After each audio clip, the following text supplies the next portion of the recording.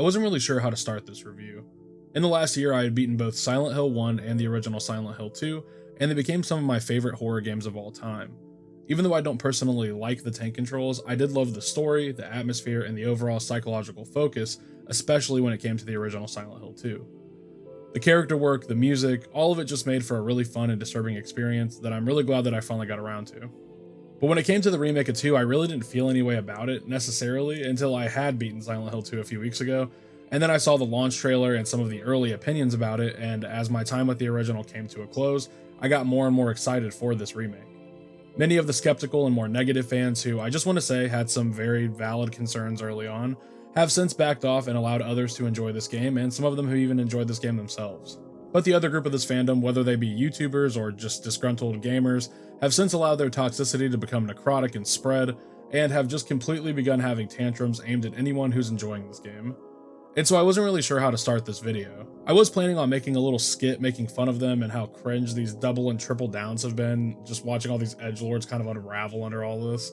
But then I realized that it's okay for these people to want to be miserable.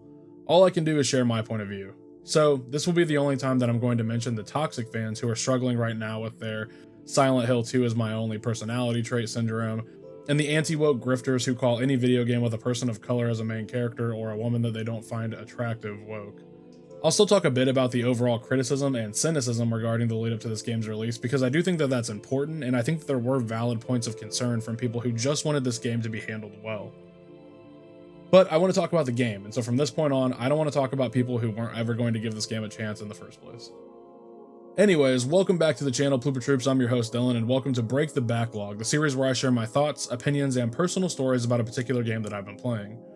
Today's game is one that had a fair bit of controversy since its announcement, and that is the newly released Silent Hill 2 Remake. This game was developed by Bloober Team and published by Konami, and was recently released for everyone on October 8th, 2024. Honestly, my feelings on this game during its development pretty consistently stayed around cautiously optimistic. I totally understood why my friends, who have played a lot of these games in the series, were apprehensive. Those early trailers were rough, and the team developing it hadn't been known to make any bangers, at least not yet. And well, Konami, anything they're attached to is kind of scary nowadays. But I kind of just let it be, and figured that if it was bad, then that would suck for anyone who loves these games, and if it was good, that would be a nice surprise. And I am happy for everyone who's enjoying this game who was nervous about it.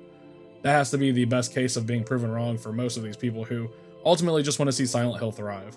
As I said earlier, I actually played the original Silent Hill 2 not too long ago, so I wanted to try and understand the passion for this game before going into this remake. You can check out my review on that game in the description below or at the top of your screen. But this preamble has gone on for long enough, so sit back, relax, and grab a snack as we break the backlog on Silent Hill 2 Remake. Silent Hill is obviously one of the biggest and most beloved Konami franchises of all time, and yet there hadn't been a full mainline release since Silent Hill Downpour, which was released way back in 2012. So nearly 13 years without a major installment led many to become skeptical of when and if this series would ever make its return from its indefinite sleep. The series did show signs of life at one point, but those embers were quickly snuffed out after the cancellation of the now legendary Silent Hills game, which has become one of the most talked about projects since its cancellation after the wildly successful PT demo that was released in August of 2014. A lot of this was due to problems within Konami on where to take the series in the modern era, with some being hesitant to remake past titles, while others showing apprehension over risking the dive into a new Silent Hill game. Eventually, they settled on remaking what many consider to be their magnum opus with Silent Hill 2, as a way to take what worked about games in the past all those years ago, and let them step into the modern world of psychological horror to reaffirm that Silent Hill is a series about trauma, thought-provoking narratives, the human mind, and terrifying its players. Konami decided that they would pass the remake job off to one of the many smaller dev teams whose games had obviously been inspired by the Silent Hill series, and as such they began inviting and holding meetings with various developers over the next few years, in which they would hear pitches about how studios wanted to proceed about crafting this remake. Team Bloober themselves had made several attempts at concepts for a Silent Hill game in the years prior, but Konami had not accepted any of their pitches. 2019 would be when this would change, however, and Team Bloober won Konami over with their ideas regarding a modern reimagining of Silent Hill 2. So Bloober sat down and painstakingly went over every detail of the original game. They played it and familiarized themselves with what worked and what could use some work. They read over reviews, fan and critic alike, and decided to make attempts at improving upon the systems that weren't considered to be the best of what Silent Hill 2 had to offer. This included the clunky melee combat and the sometimes finicky aiming system that players had found a bit counterintuitive. They also wanted to prop up things that made this game so successful and influential in the long run, like the story and the characters. Original Team Silent members who worked on Silent Hill 2 also worked with Team Bloober in the creation of this game, like monster designer Masahiro Ito and composer Akira Yamaoka. Yamaoka himself had a working relationship with Bloober already, as he had provided his talents to the soundtrack of one of their previous titles, The Medium, which was heavily inspired by Silent Hill. Now, there were obvious bumps along the road during the development of this game, like when the first trailer released and it sent the fanbase into a collective downward spiral due to the visuals being pretty rough, among other things. As I said earlier, a lot of the responses to what was shown earlier were rightfully critical, and I think that fans were right to be skeptical of what this game would be. Anytime a game is taken into the hands of someone who wasn't the original developer, especially a game as big as this one, I think that it just makes sense to be cautious. There was a ton of negativity as time went on, however, that began to fester and spread amongst the fanbase. It started to feel like any bit of information about this game was immediately rejected, dissected, and weaponized to create a narrative that this game was sure to fail. But the game would continue development and eventually release on October 8th, 2024. Surely there was no way that Team Bloober could pull this off. Surely there was no, oh, okay, that looks kind of cool. Run! Wait, they might have actually done something here. Okay, let's talk about how I felt after getting my hands on and finishing this remake. As always, first up is the presentation, which I think is a big focal point and reasoning behind any video game remake. It's that whole, what would a modernized Silent Hill 2 look like? And when it comes to the presentation in general, I think that a lot of fans were apprehensive to say the least, especially with how rough the game looked in the early media releases regarding it. Well, I'm not sure if it was more, the game had more time in the oven, or more because Team Bloober looked back at the feedback they were getting and changed things and worked harder at providing a better visual experience. But either way, the game looks phenomenal, with some roughness around the edges. There are some pretty big changes here to the visual style, with one of the main ones being that this game is no longer centered around fixed camera angles. Silent Hill 2 Remake pushes the camera closer to the action, and effectively makes this title a third-person horror game, as our view of everything that happens in the game is just behind James's shoulder. Changing the camera to this position and putting us closer to what James would be seeing himself was a strong step in making this game a really tense and terrifying experience. It allows us as the player to be uncomfortably up close and personal with the action, and helps build the anxiety as we're trudging along in this hellish nightmare that is the town of Silent Hill. Some other big changes, or at least noticeable differences in the visual style itself, are the ones done to the characters. Everyone looks pretty good in the remake, with there being a lot of care to not do too much to deviate from the original designs. The faces of the characters carry a lot of emotion that walk alongside the stellar voice acting as well. And a lot of this character work did exceptionally well at building upon the foundations of the characters that we met back in the original, and sought only to improve but never redo or completely reimagine what a character's motivations were, or, take too much creative liberty in their designs. Now, there are some outfit changes for Maria in particular, though I don't think they really detract from her flirty or overtly sexual nature all that much, to be honest. I also really enjoyed the voice acting performances found within this game. This was one of the complaints I had about the original, and while I understand that many argue that the stiff voice acting in the original is to further the almost dreamlike, surrealist vibe of Silent Hill 2, as well as to be intentionally uncanny, I found the execution more so awkward and cringy. This remake does a wonderful job of still being eerie and disturbing, while also having some really stellar vocal performances from everyone involved. You mean the man back there? In the kitchen? I didn't do it. I swear I didn't kill him. Yeah, it's all right. I'm not saying that you did. Look, my name is James. James Sunderland. Eddie. Eddie. One of my favorite things about the voice acting is the desperation you can hear in James's voice when he beats a downed enemy.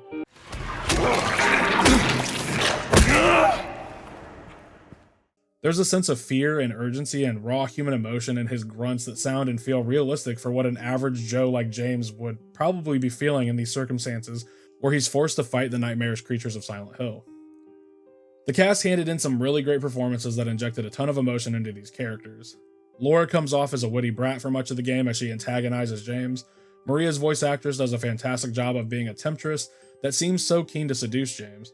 Angela often sounds like a broken child, Eddie sounds angry at the whole world, and James's voice actor nails the emotional range that a character calls for with everything that he's going through in the complex, emotional, morally gray storyline that follows James.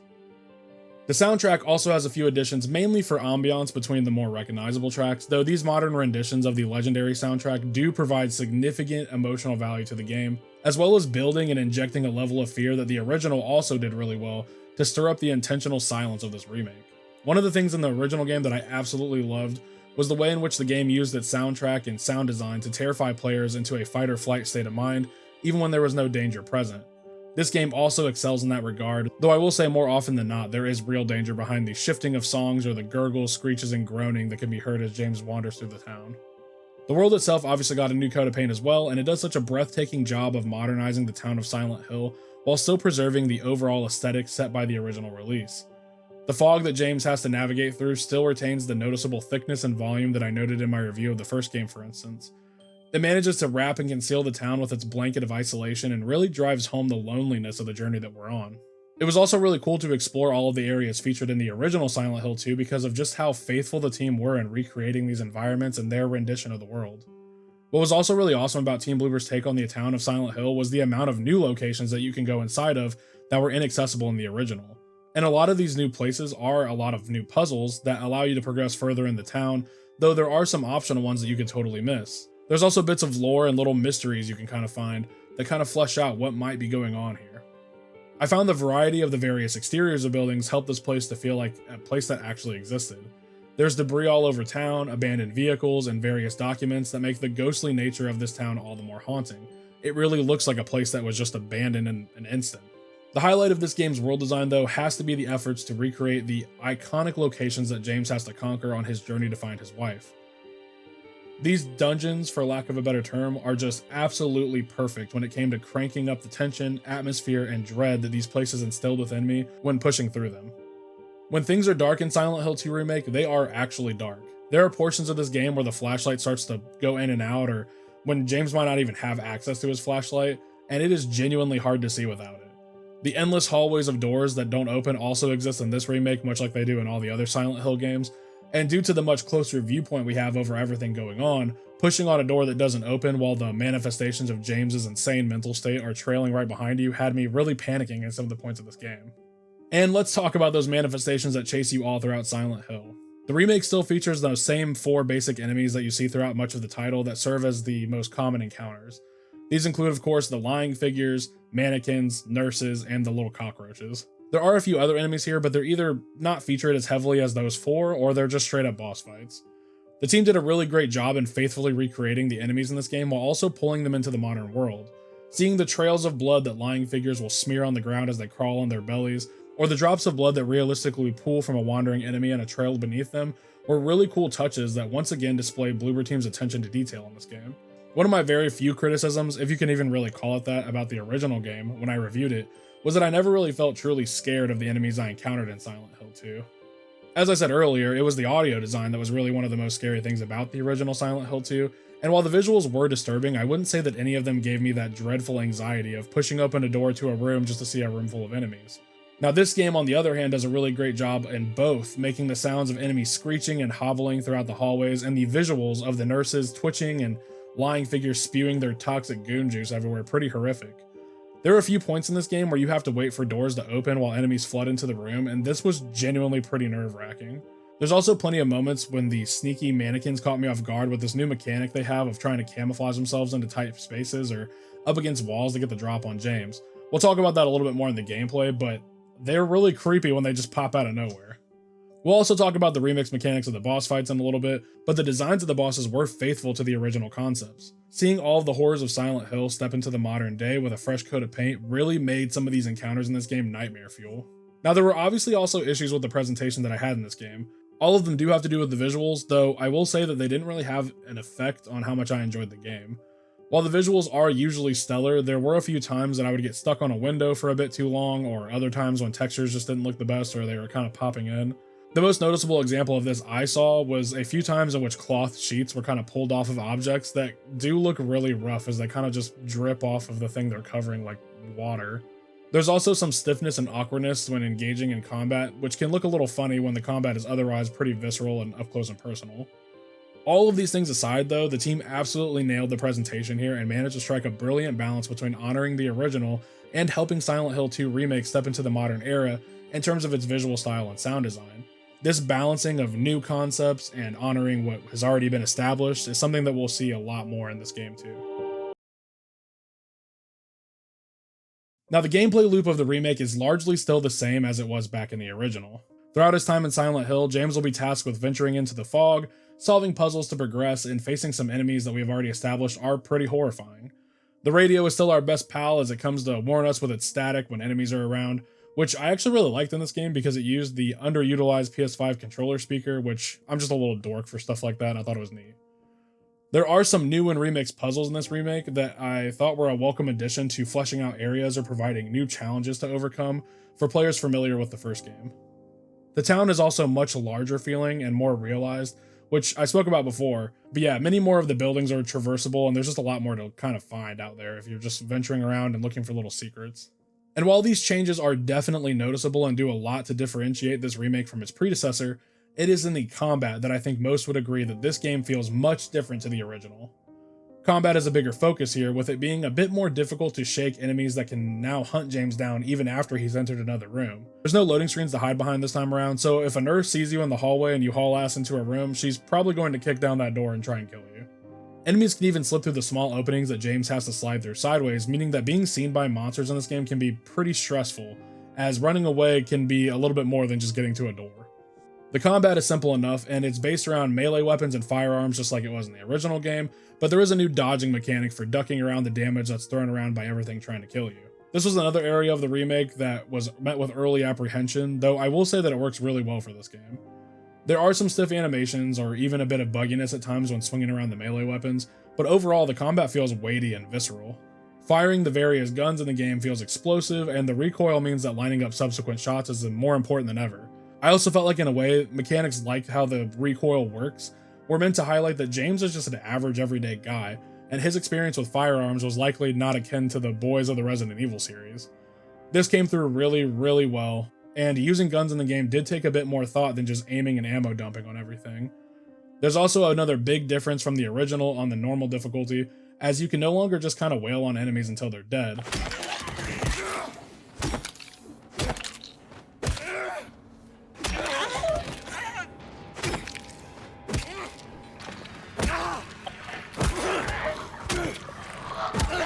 Okay, so there is kind of an element of that here, but if we back up a little, you can't just spam the attack button mindlessly, as enemies have attacks in which they won't flinch, and they can counter and start a combo that will do quite a bit of damage.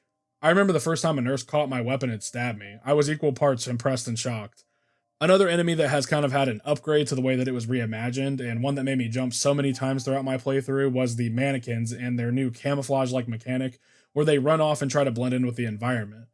There are times when they choose hilariously obvious spots to hide in plain sight, but there's just as many others when they unfold and pop out from underneath a table or come out swinging from behind a tight corner or kitchenette wall that you can't see all the way behind. This left me nervous around every corner when my health was low. And along with these kind of basic grunt enemies all having new ways of attacking and defending against James, all of the boss fights here have been reimagined as well, and they're now all multi-phase battles to the death in which stakes rise with every new phase, and they are top tier.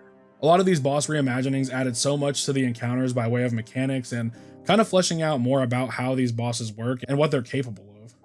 They were exceptionally well done, and they had to be one of my favorite additions to this remake.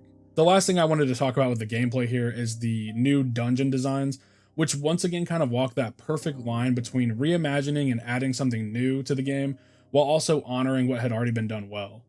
Many of the dungeons are still an echo of their former selves, but they feel so much more intricate and involved. The most tense one was easily the prison and labyrinth for me, which felt fully fleshed out and realized in the remake.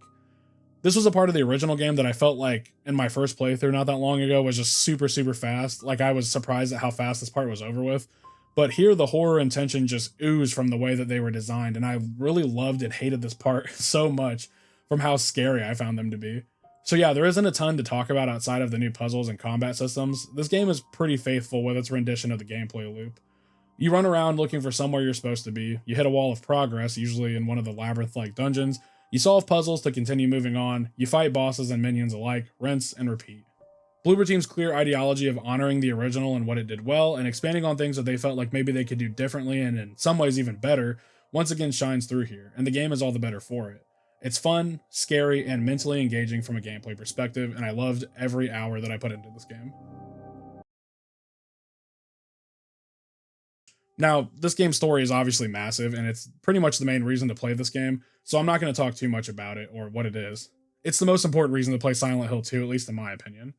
I set this game's narrative up once before in my review of Silent Hill 2, but I'll go ahead and do that again without getting too deep into anything outside of an introduction into the game's main narrative.